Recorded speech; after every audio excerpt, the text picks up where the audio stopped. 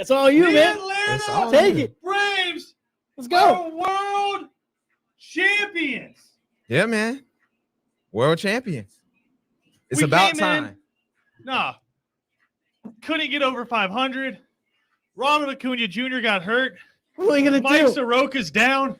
No, what are we gonna do? People comparing Brian Snicker to the old Hawks coach. I can't even think of his name right now. Get him out of there. Lloyd Pierce. Comparing Brian Snicker to Lloyd Pierce, saying we needed a Nate McMillan for the Braves. Get him Can't out. pitch. Can't do any of it. Can't hit. Way back in the division.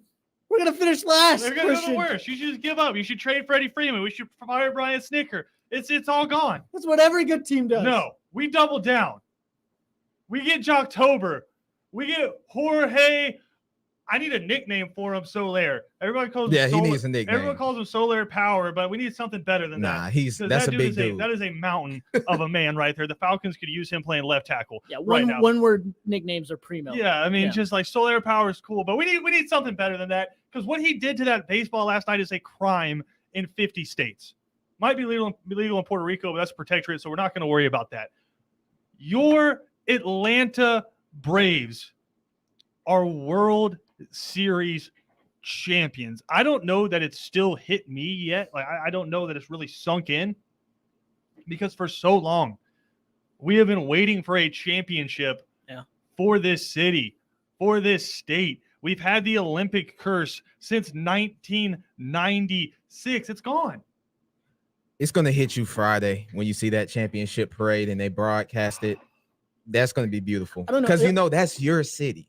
So, Are you know, guys that's your like this? city. Isn't We're in even a Northside joke. Hospital. Like this isn't even a joke. Like with everything that's gone on and everything that's happened and you guys like being diehard Atlanta fans.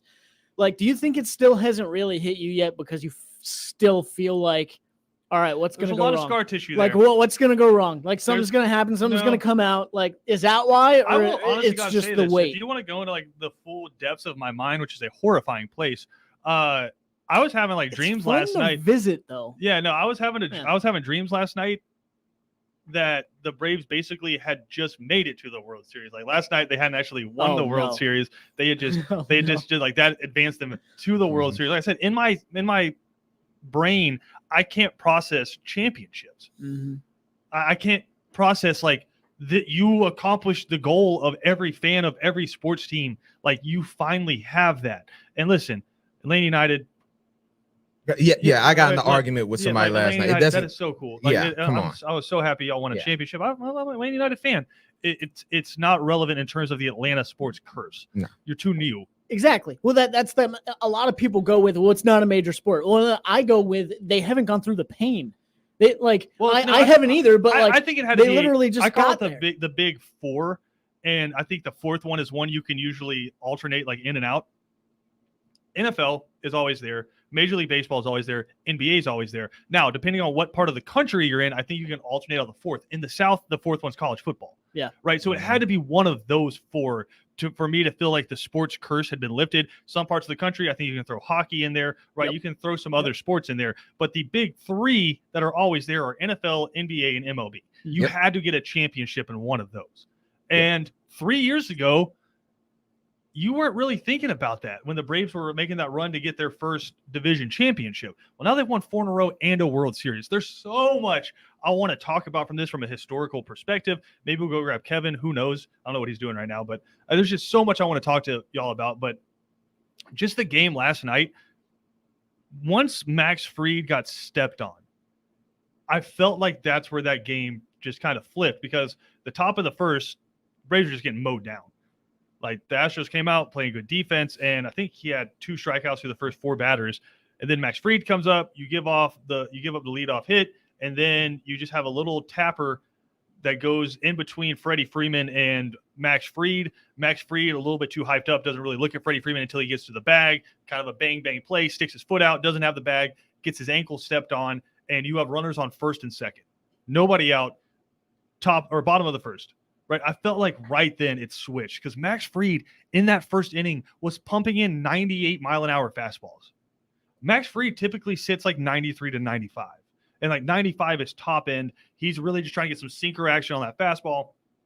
and keep you get some ground ball outs. He was pumping 98 miles an hour in there. He was hyped up. Yeah. Once you got through that inning and he was pitching like that, I felt like it was really in the Braves' favor because you did have one streak broken where the Braves hadn't lost at home until that, game 5 where they lost to Houston. Yeah. They hadn't lost at home in the postseason. Well, another stat that wasn't talked about enough is the Braves never lost back-to-back games in the postseason. They were undefeated after losing games. They were 4-0 coming into last night after losing games. That's nice. The Braves have been unbelievable, They've been unbelievable. Yeah. And then Jorge Soler comes up and absolutely massacres a baseball. Yeah, it was a beautiful thing. It's what we talked about yesterday. Max Fried.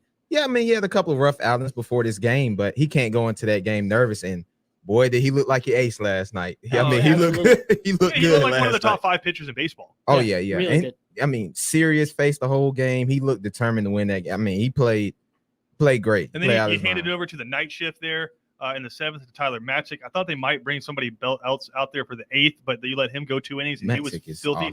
Awesome. He's been on fire He's this awesome. whole time Yeah, too. he's Yeah. awesome. I can't get Good out of my gosh. head what he was able to do against the Dodgers. Mhm. What was that, game 5 or game 6 against the Dodgers, where I think it was Luke 5. Jackson came in and just loaded the bases. Then Tyler Matzik came in Yeah. and just shut him down. Yeah. And then came back out the next inning and did it again. Got 6 Mhm. straight outs against the Dodgers. Like, I haven't been able to get that out of my mind. There's so many different heroes from this. Like, it's amazing how quickly we've moved on from Eddie Rosario and what he was Yeah. able to do in the NLCS because of what Jorge Soler was able to do. And Freddie Freeman, how cool is that to see him hit a home run in his last at bat of the Yeah. season?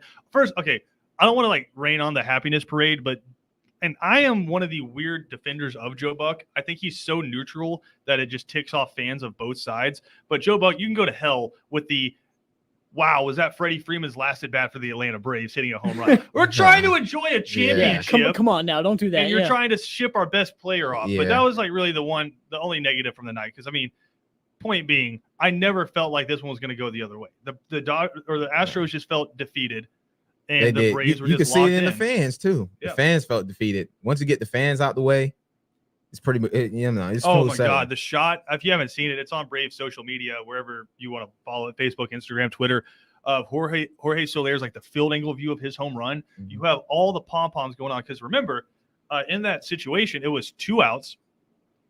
You had Ozzie Albies on second. Eddie Rosario had walked to get to first, and it was a full count.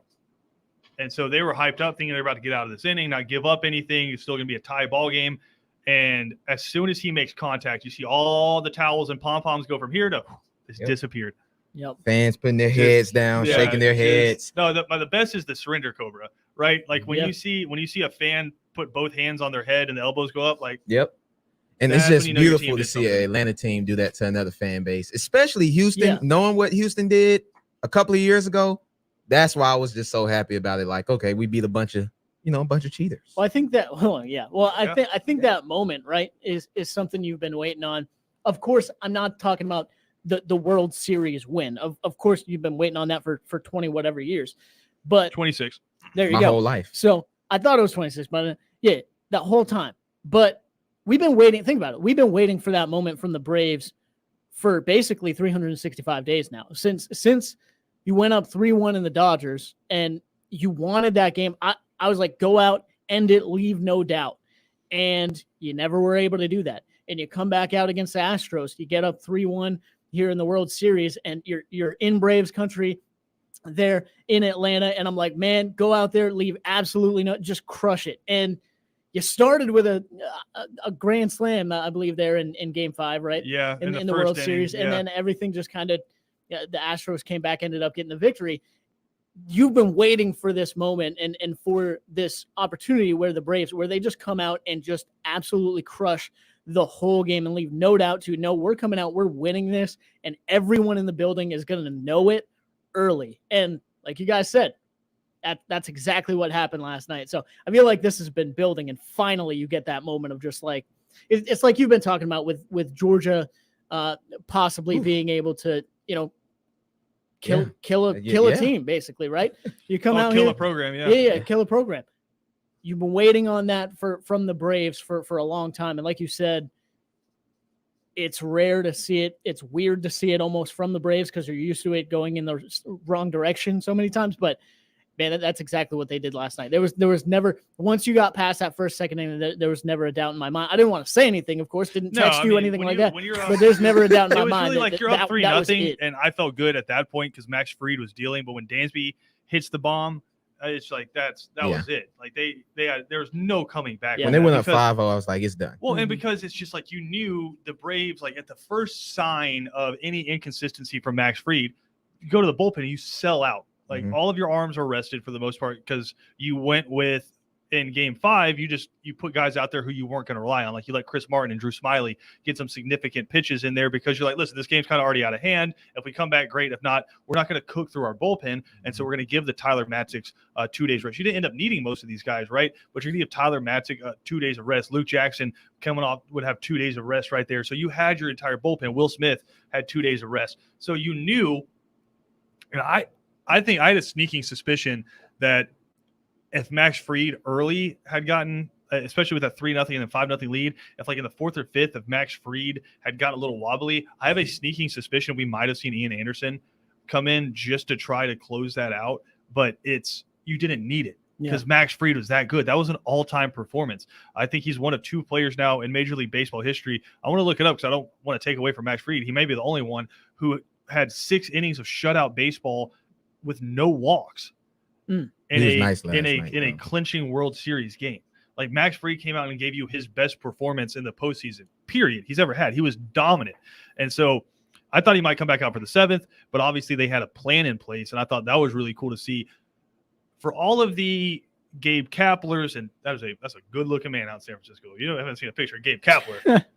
It's not fair. But for all the analytics, and we want to bring in these guys up here who are going to tell us where to shift on this count and against this guy, and when there's an easterly breeze blowing from the Mississippi, which way we need to be playing. For all those analytics, I think Brian Snitker was the biggest part of the Braves winning this championship. Obviously, you have to get the guys, and Alex Anthopoulos did a great job of that. But the way Brian Snitker, this entire season, and specifically in the postseason, he just always pressed the right buttons. You're bringing in guys and they're getting walks, and that's getting Eddie Rosario up, and he's hitting 3-run home runs in the NLCS, right? He pressed the right buttons the entire time, and just the way he managed, he was okay with giving up a game.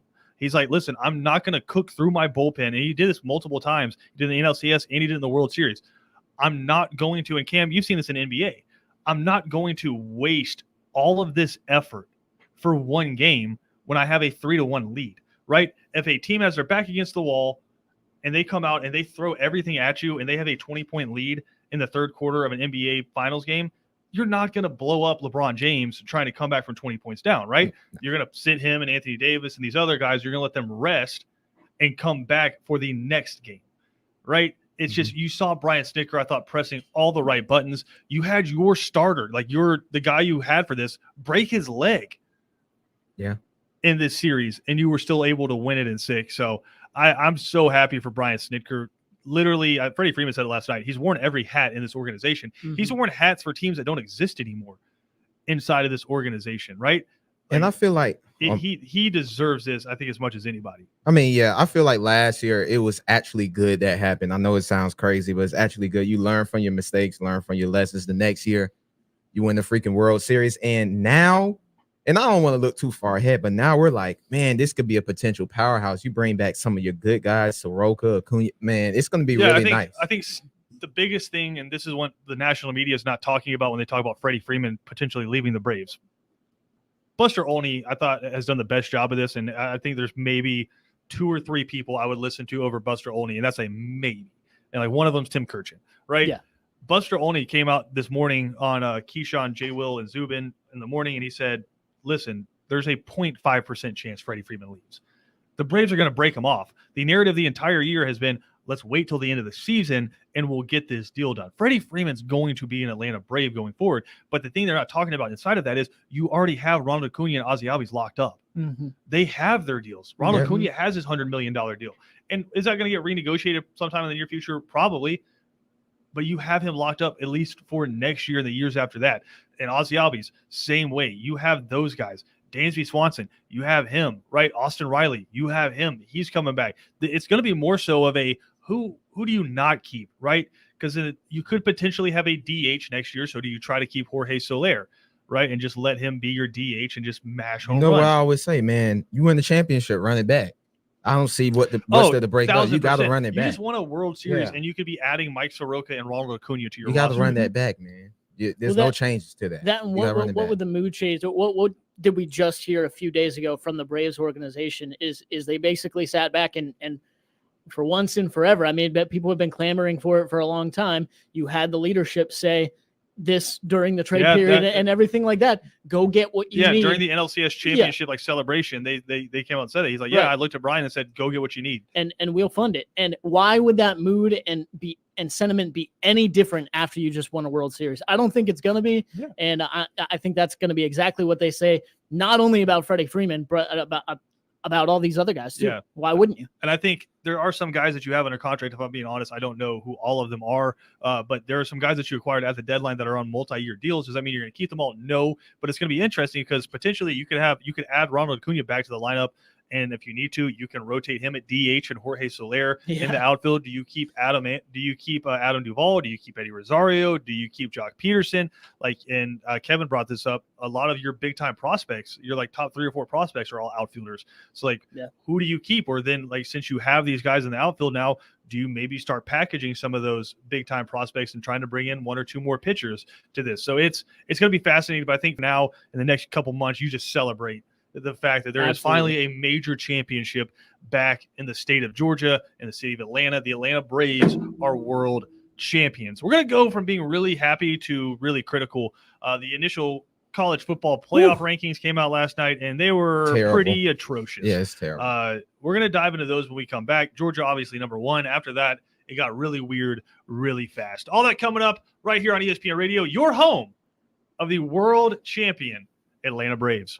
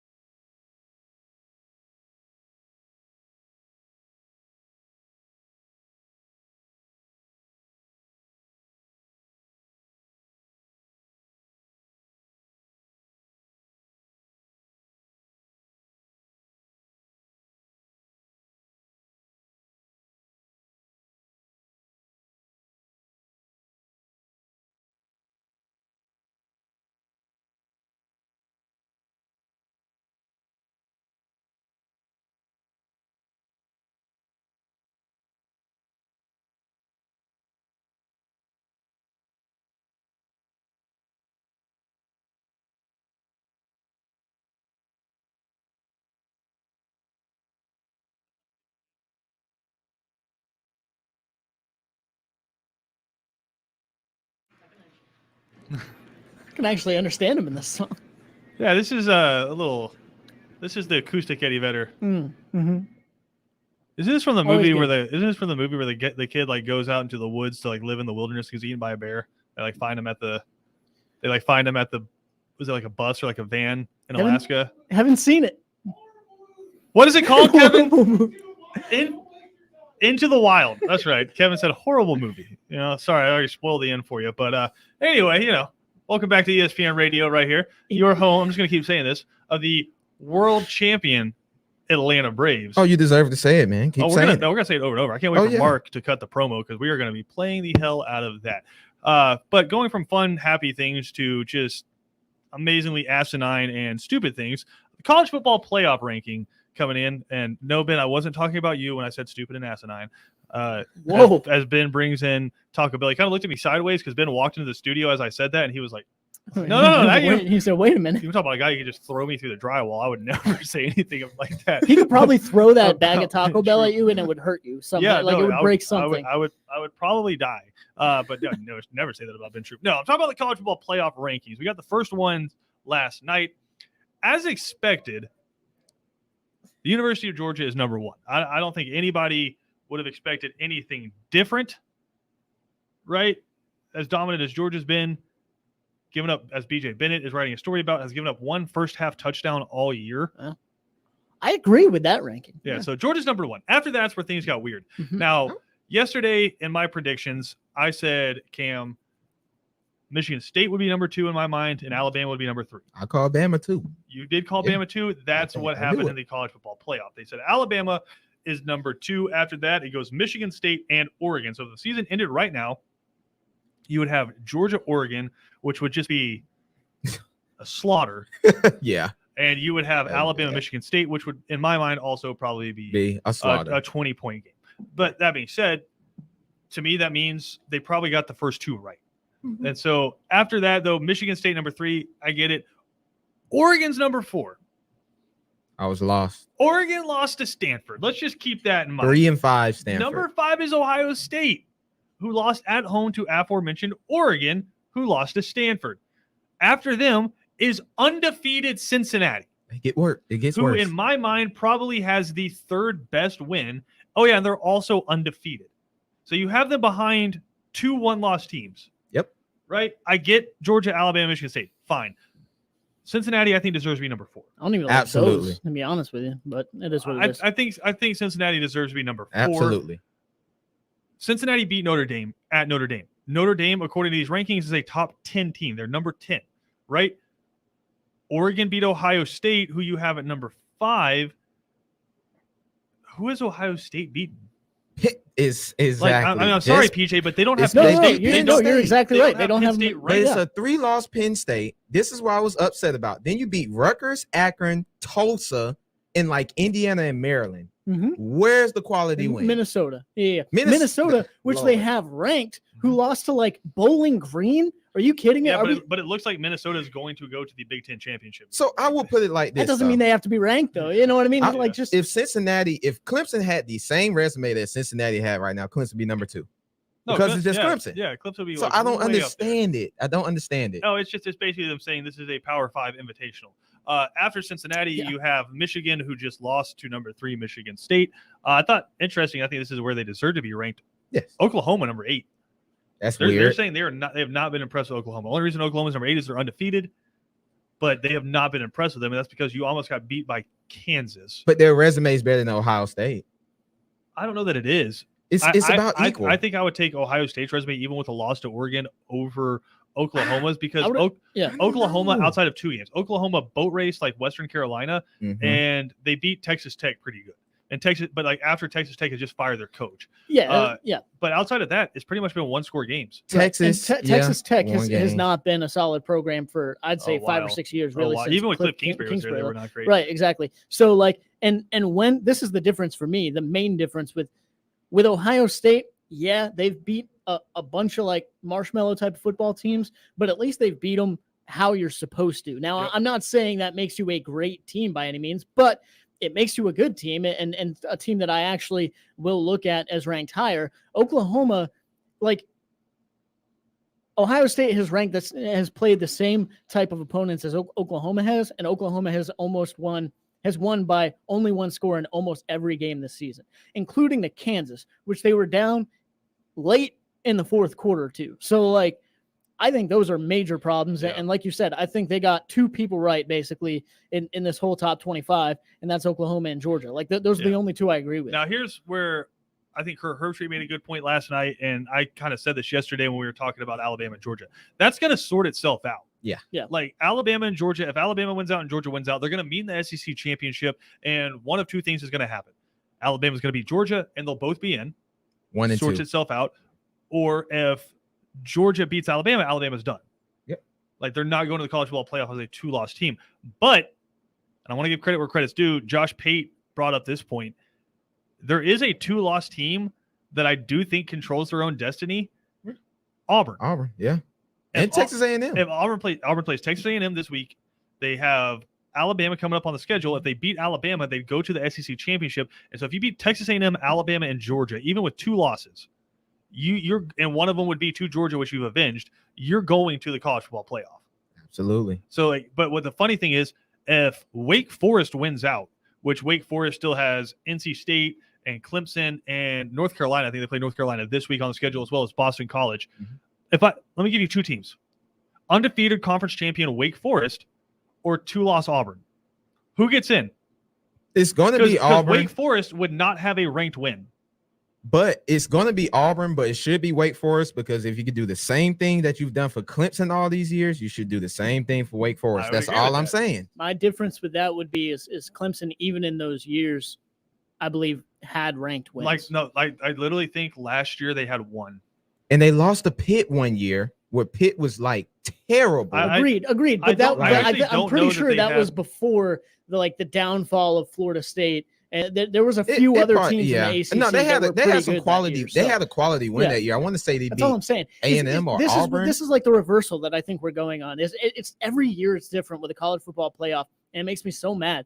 It's like this year it seems like if you look at the teams that are ranked in the top 25, it seems like, oh, you got a big win. That's great. Mm-hmm. Oh, you lost to a no-name team that's 3 and 5. That doesn't matter. We'll overlook that. Clemson did not have a top 25 win until they beat Notre Dame in the ACC championship game. Insane. See, that's the thing. Because the one top 25 game they had was at Notre Dame. But can we all agree? Can we all agree that was based on what they would call the eye test, but also that they're Clemson, which we can all agree on that. Yeah. I mean, it is what it is. Yeah, definitely. So that's my issue, though. There's a lot of teams up here that I think with the losses that they have should in no way be as high as they are.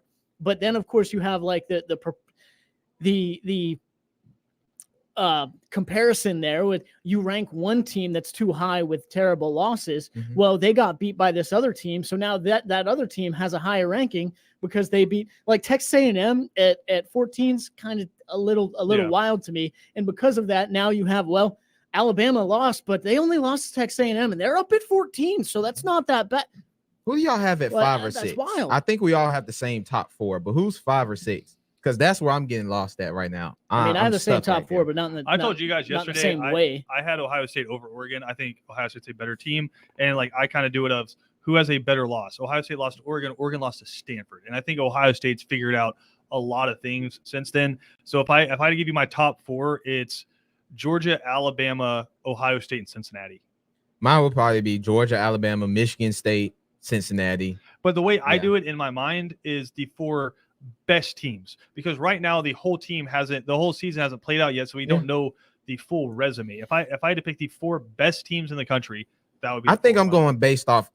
Now 4 best teams. I agree with you, but if I'm going based off of how the committee does straight up, I think Cincinnati beats Michigan State. Ooh. I think Cincinnati's defense is good enough to slow down Kenneth Walker enough on a neutral site. And I would take Desmond Ritter. Oh yeah, over Peyton as a quarterback. Yeah. This is my thing, man. I don't know what it is. I get the whole best team argument, but to me, you add in all of it. It's the best wins, it's the best losses, and it's the eye test and how you and to me, let me ask you this: who's Georgia's best win? Auburn. I don't know at this point. Yep, it's Auburn. Is it? Because Yeah. you beat Is it because like then you get into when how Auburn's are they good. playing when you play them? Auburn is good. Auburn's They're good. playing great right now, but you look at that part of the season, they weren't playing that great. I mean, they were still and they in were that coming limbo off a phase. trip. They They were lost like, two in a eh. row. They're coming off a trip to Happy Valley. Right, And which they lost us. they didn't play well in that game. I mean that's my argument, and that's my point too. Is just I just get so. Anyway, to get off all of that, my No, top but four we're right saying- now but would, no, like, would why probably is Georgia be number one? Eye test. Why? No, It's- why? it's Why is eye Georgia number test. one? It's over eye Tennessee? test. Undefeated eye test. No, at but the- if I'm asking Okay. you, who would be number one in your book? it would be Georgia. But you just said you don't like doing. Only eye test. Like that's the thing. I don't like doing only solely based on eye test. Like that's what I'm saying. When people get to Alabama, they're automatically like, well, I'm gonna have them number two because they look really good. They have all this talent. They have all these 5 stars. It's Nick Saban. It's Alabama. Blah blah blah. But they lost to Texas A&M. Like we're Yeah. just forgetting that and But wiping it off. Okay, so here's where Like I kind that of want to move. happened. But here's You where I have kind to of want to win move. games to be up You there. they then justify their rankings in the bottom of the rankings, right? Yeah, they That's lost. what I'm saying. They and lost. it's They lost to ridiculous. Texas A&M. Oh, but Texas A&M's number 14, so that's not actually a terrible loss because you lost on the road to the number 14 team, and then you can pump Alabama up some more by saying, and they beat the hell out of the number 17 team in the country, Mississippi State, who is a 3-loss Power 5 Beat them team, by 40. and they are At ranked 17. and they are ranked above UTSA, who is 8-0, Coastal Carolina, who is 7-1, SMU, who's 7-1, Louisiana, who's 7-1. They're ranked against above all of these teams. You know what the common factor about all of those teams are that I just mentioned? They're all ranked in the top 25 of the AP poll, as high as 16. UTSA, undefeated UTSA, is number 16 in the AP poll. None of them are ranked in the college football playoff ranking. Yeah, and it's Cincinnati embarrassing. is the only G5 team ranked. Right, and it's embarrassing. This is like and that's that's they what I'm want saying. to force through the 12 team. and I- Exactly, and that's why I'm saying like you bolster up the back, like you said, you bolster up with all these teams that shouldn't be in the top 25 or should be way lower, and you can look at it and say, well, Alabama's up there because of that. But so to finish, just really quick, I would have Georgia. I think at this point I would have Cincinnati because I respect them that They much. have the third best win this year. I would have Michigan Second State. best road win. I would have Michigan Yeah. State because, again, to me, Yeah. not losing games, especially to good teams that you play, is important. And going out and getting big wins is important as well. So putting that all together. And they've also impressed me with how they've looked. Like at first, I didn't really, I was like, it's a Michigan State team. But how they've looked over the past 4 or 5 weeks, I'm like, okay, this team actually could have some talent. And then I would put Alabama at 4 because, yes, losing games to me does matter, whether you look good or not in your other games. And So- the interesting thing that I found out about all of this, Oklahoma's at number 8, but then you see they still have number 11, Oklahoma State, number 12, Baylor. That's going to sort itself out. They did that on purpose, clearly, to put Oklahoma at 8 Oh yeah, to make. so much of this They is did about, all that on purpose. is about making cool TV matchups. They want number 1, number 2 Alabama against Georgia in the SEC championship game. You want Oklahoma State and Oklahoma as high as possible, so when they Mhm. play each other, it's up there, right? Like you want Michigan, Ohio State, and Michigan State all ranked as highly as possible because they still have games coming up. It's all just a TV skew. And like we've seen, these rankings don't actually matter because TCU back in 2014 can be a top 3 team, win their championship, and get dropped out of the rankings. Yeah. And what's Craziest thing ever. amazing is you can see it developing, right? Like if Alabama, it's clear, I'm putting my tinfoil hat on, whatever, but like you just said, they want Alabama and Georgia in that SEC championship game 1 and 2. And why? Also, so guess what? If you lose to number 1 or number 2 by a touchdown or 10 points or heck, even 17, we're only going to They're drop just you gonna to flip-flop 4. you. No, Yeah, they're we're only going to drop you to flip-flop them this 3 or year. 4. That's it. Yeah. So I mean, you can see it developing, and it's frankly, it's just kind of embarrassing. Like, Again, I hate it. the top 10 of the I love it, but I college hate it. football playoff rankings: 1 Georgia, 2 Alabama, 3 Michigan State, 4 Oregon, 5 Ohio State, 6 Cincinnati, 7 Michigan, 8 Oklahoma, 9 Wake Forest, and 10 Notre Dame. Notre Dame's just hanging out, waiting for catastrophe to strike, and they'll probably be your 4th seed when this is all said and done. We got to take a quick break here. We'll come back with more on Second Down after this.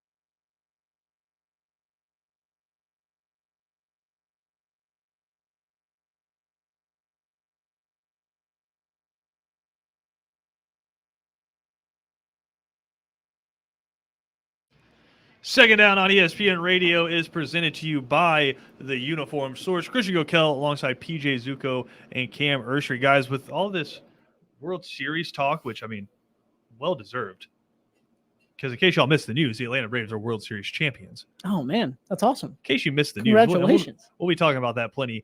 There's a big-time week of college football coming up. I mean, do you guys know who Alabama's playing this weekend? My college football is over, so no. No idea. Cam? LSU. LSU. Alabama's playing LSU this weekend. Yeah, And it's just like Ho-hum. who cares about it? That used to be like, it's how many times has that game been the game of the century? So, Yeah, yeah. what? Right. But I mean, it got started last night. We had some action. We actually have some more of that coming up tonight. You have Central Michigan at Western Michigan, Northern Illinois at Kent State. Thursday, you have a big-time Sun Belt matchup. You have Georgia State at Louisiana. But I think coming up this weekend, you have a ton of big games. Now, listen, Missouri at Georgia might be over in the first 4 minutes of that football game. In case you missed last week, Missouri had to hang on to beat Vanderbilt at Vanderbilt. That's tough. And so that, luckily, you get that one out of the way at noon. You have Wake Forest at North Carolina. Can Wake Forest keep their undefeated streak going on? You have, once again, the Hugh Freeze Bowl as Liberty is at Ole Miss. That's exciting. I mean, that's a major cool game. storyline. That's It's just fun. Malik Yeah. Willis against Matt Corral. Yep. just not being talked Okay. about. That's going to be an awesome game. Possibly the first two quarterbacks off the board in the NFL Yeah, draft. I would assume so. You are Yeah. not telling a lie. Michigan State at Purdue, which Purdue has proven. If you have a fraudulent ranking, we'll knock you down a peg. Asked Iowa. Yeah. So I think that was going to be a big one as well. Oklahoma State at West Virginia, and then how about Auburn at Texas A&M? That's the game of the day. That is going to be a massive football game because as we sit right now, Auburn controls their own destiny. Texas A&M needs a little bit of help. What kind of help, you ask? Texas A&M needs to beat Auburn and then hope Auburn beats Alabama, because then they would have, I believe, they'd have the same number of conference losses at 2, which would then put Texas A&M with the head-to-head over Alabama into the SEC championship. Flip that. Auburn, if they want to go to the SEC championship, I think they have 2 losses right now. I'm just trying to extrapolate in my head. They have 2 losses right now. Only one of them is a conference loss. So they technically, I think, could still afford to lose this one and then beat Alabama, and then it's a 3-way tie. And I think Texas A&M would get in with the head-to-head. Beating both of them. Right. Yeah. So they would need Texas A&M Yeah. to lose another game. So Auburn needs to win this one. I actually think it would then be a 3-way tie because Mississippi State, I think, is in there as well. Because Mississippi State beat Texas A&M. Yeah. It's weird. Yeah, and they have the it's non-conference loss as well. I think to there's NC State, there's 2 different ways there could be a 3-way tie. Basically, it's Auburn, Alabama, and then Mississippi State or Texas A&M. Right. So you got that one coming up. That is your CBS game coming up. And then later on at night, obviously, Alabama, LSU. That one this year is not the 8:30 CBS game. CBS passed on that one. Yeah, CBS is going to let ESPN is going to go ahead and handle that one. How about in the SEC East, though? Tennessee at Kentucky. Upset That could be fun. Contrast of styles. That could be for yeah. number 2 in the SEC East. Upset alert. You think? Yeah, I think so. Yeah. I wonder. Let me see what the line is. If in that Hendon football Hooker's game. playing, Let me see you what know, the line Hendon. is. I in mean, I that think either football way, game. Kentucky's kind of on a bit of a now I can't really say that because NC State's a top 20 team. Anyway, Kentucky's on This is kind a of a pick'em game. downswing There's no underdogs in this game. with that loss down it's a to pick-it. Mississippi State. So that's interesting. Kentucky's not the same team we were talking about 3 or 4 Well, weeks I'll ago. say you know? this: some teams just own other teams. Mississippi State owns Kentucky for whatever reason. It's so They just weird have a mental block. just to think about, like, because I'm used to teams saying that with, like, you have Florida and Tennessee and things like that, but like that's such a random. Mississippi State, man, they just dominate Kentucky. It was like, okay, cool. Normally that's like, okay, great, you're gonna get 4th in the West and you beat the 5th team in the East. Good for you. You know what I mean? In a normal season, but anyway. Let's take a little gander here. No, am I? And Christian, this is for you. Am I Please. the only Georgia fan that Probably. I want to? Yeah, probably. But I want to play Bama. Actually, I actually want to because I want to beat them. I can. That's the only way that's going to My make only me feel question with that is, comfortable. do you want to beat them? Do you want to play them twice? No, Because if we beat them in if- the SEC championship, they're done. So that's the Alabama? good part. Yes, no. Alabama's done. No, if Georgia beats Alabama, they're done. Yeah, they're done. 'Cause They're they have not two making losses. the playoffs. They have 2 losses. They're done. They're I done. don't know, man. If they're still number 2 and they lose to Georgia, They better be done. close. Yeah, they I, better. no, be I, I get think what they you're move into saying. 4. That's what I'm No, saying. no, And I you believe and, they and, would, You but and they Tim better be Brando done, are though. of the same mindset there, but they're done after that. I believe they're moving see, to 4, man. but Hold on, I'm trying to look in the dark depths of when you got the SEC bias I- shades history on, here. man, I it's want hard to to get out. I want to It's beat hard to Bama. believe That's the the only other way way I'll be around. comfortable, man. Like you haven't beat them in years. Yeah. Well, since I've been alive, what? One time? Ooh. Yeah, exactly. You're Fair. young, I'm man. 23 years old. You're young. Yeah, since 2009, Kentucky has only beaten Mississippi State 3 times. Since when? 2009. Do they Dang. play every year? Yeah, they are the permanent crossover. That's so weird. They are I the- never noticed. They are the permanent crossover, and they have their number. We got to take a quick break here. We'll come back with more right here on Second Down.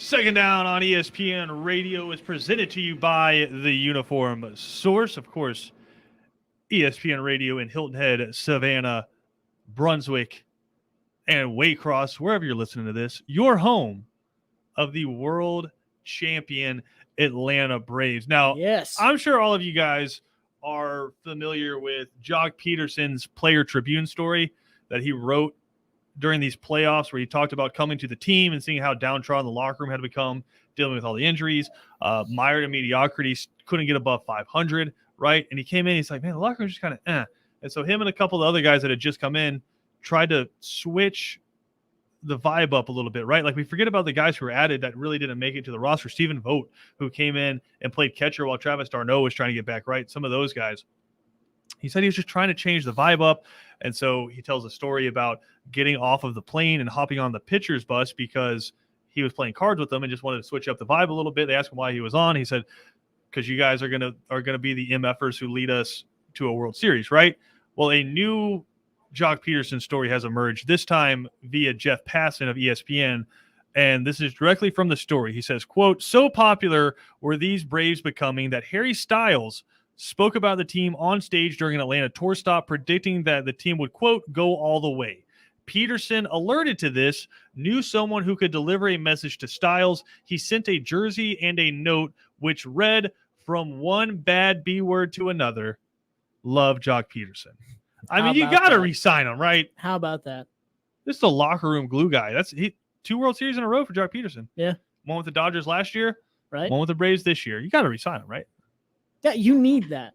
Absolutely. So, I mean, Jock Peterson, you always have a special place in my heart. 3 and Out coming up next with BJ Bennett, Ben Troop, and Kevin Thomas. They have a ton of great guests lined up, including Hall of Famer Dale Murphy coming up right here on ESPN Radio.